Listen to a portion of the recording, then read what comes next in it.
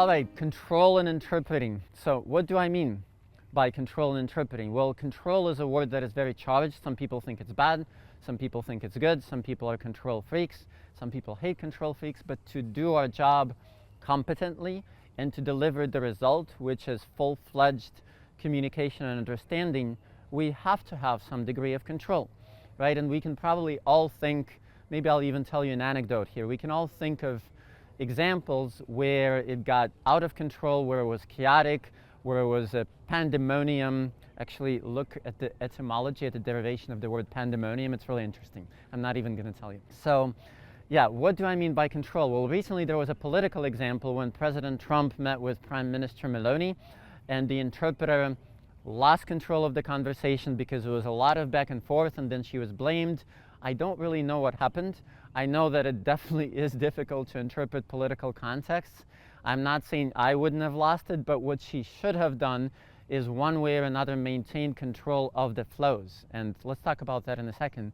But I'll give you, let's make this a confessional. I'll tell you an example when I lost control, which actually just happened several days ago. And I was in court, not as a defendant, as an interpreter, and the defense attorney was African. He had a heavy African accent. He was also mumbling.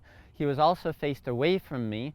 And so I was behind him trying to interpret and understand what he was saying. And for the life of me, I couldn't. But the day before, I tried to actually exert good control, and I sat right by the jury, which intuitively was the best place to sit.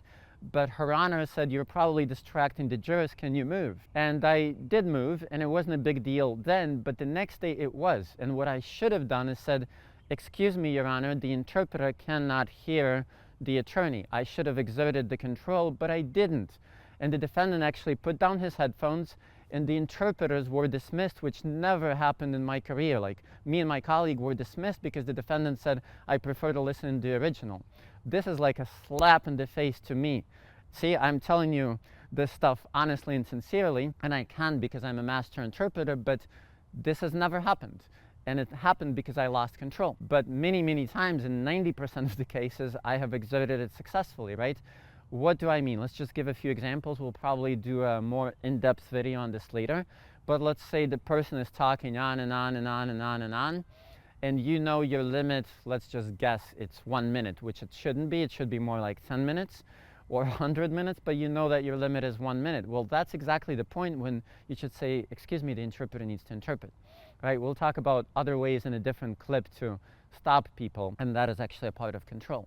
Or if people are talking over each other and, you know, giving their utterances, which happens all the time in depositions and in negotiations, you need to say as many times as is necessary, "Excuse me, one person at a time," and I need to actually, I must, per my own oath, render the interpretation after each utterance. You have to do this, right? And that's actually a good way. That's good control. That's exerting control in a good way. And there are other ways: control of the sound, control of the ambience. I gave you an example where I came out badly. Now I'll give you an example where I came out goodly, quote unquote.